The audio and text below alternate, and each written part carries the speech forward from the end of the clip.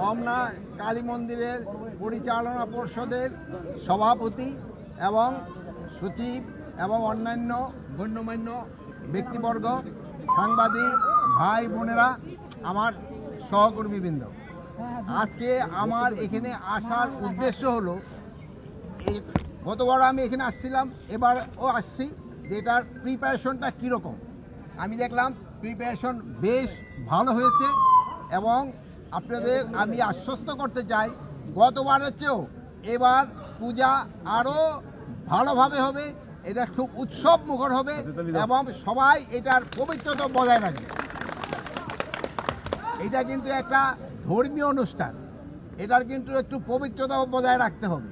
এই যে আপনারা অনেকে দেখি দুই একটা যে স্যান্ডেল নিয়ে কিন্তু এটার উপরে উঠবেন না, এতে কিন্তু এর পবিত্রতাটা কিন্তু নষ্ট হয়।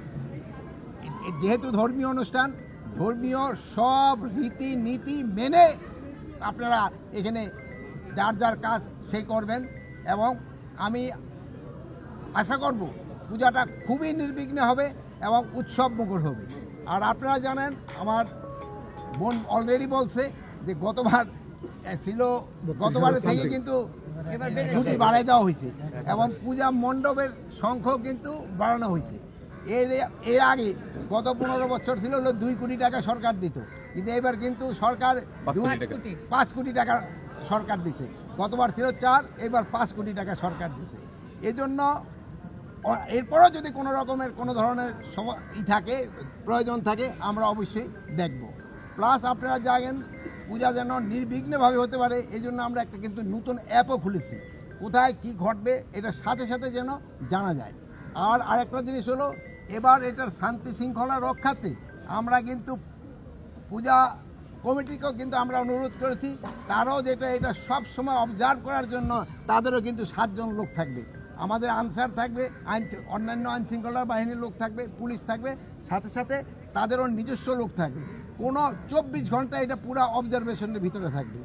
মানে এইটা অবজারভেশন কিন্তু শুরু হয়ে গেছে, মানে পরিচালনা পর্ষদ দিয়া কিছুদিনের ভিতরেই কিন্তু আইন শৃঙ্খলার বাহিনীও লোক চলে আসবে। কিন্তু আপনাদেরকে আমি আমার সবচেয়ে বেশি অনুরোধ হলো, এটা পবিত্রতাটা আপনারা রক্ষা করবেন এবং সব ভালোভাবে যেন সবাই এটা উদযাপন করতে পারে, এটার দিকে খেয়াল করবেন।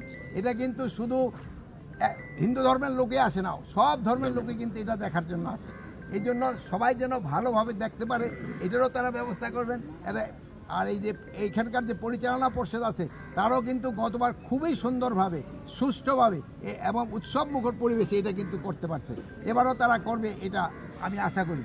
আর এখানে আইন শৃঙ্খলা পরিস্থিতি ভালো থাকবে, এখানে কোনো রকমের কোনো অসুবিধা হবে না। মাননীয় উপদেষ্টা, এইবার কি কোনো ধরনের জঙ্গি হামলার কোনো হামলার কোনো হুমকি নাই, সব কিছু ভালোভাবে।